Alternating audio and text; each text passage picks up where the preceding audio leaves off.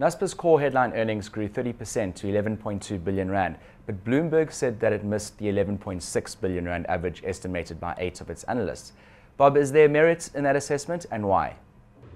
Yeah, we announced our preliminary results a few days ago, right? And then after that announcement, actually, I think the investors were relatively satisfied, and our share price had a bit of a run up. So, look, I think there was a consensus that it was around that mark. Maybe it was slightly below. Maybe it was somewhat on. I think generally the results have been pretty well received so far.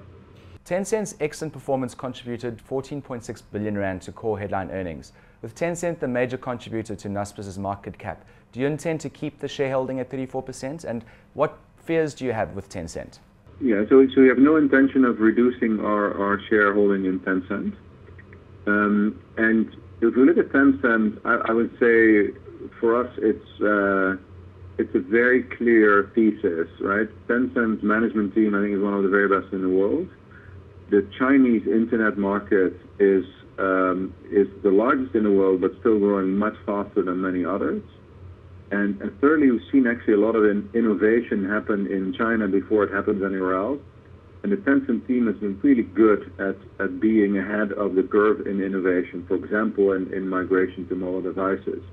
And I think if you take those three ingredients, I think that team and that market with that ability to change, I think that's an opportunity rather than something I worry a lot about. There's a lot of competition in the market, no doubt, but I think Tencent is well positioned.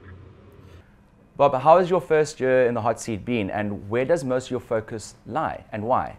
So it's been a great year. It's been highly interesting to get to know the businesses that I was less familiar with from before. So particularly our video entertainment business, but also to some extent our Media24 business.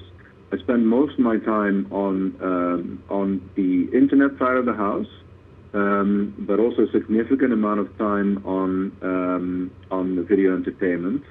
And I do check in with the Media24 team quite regularly as well. But the bulk of time goes into the internet side of the business. Can you give us a bit of insight into your war chest? How much do you have to spend on M&As, and have you earmarked anything yet?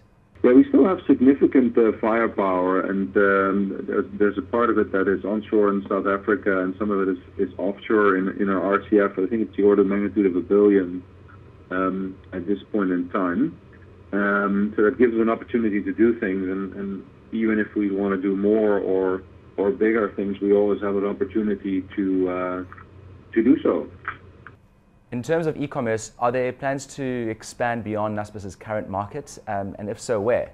So in terms of e-commerce, we're already in many markets. Particularly our classifieds business has a very large footprint, and we basically look at markets and specific businesses at their own merit, right? So we will invest in a new geography if we understand the business model and we believe it is a good team.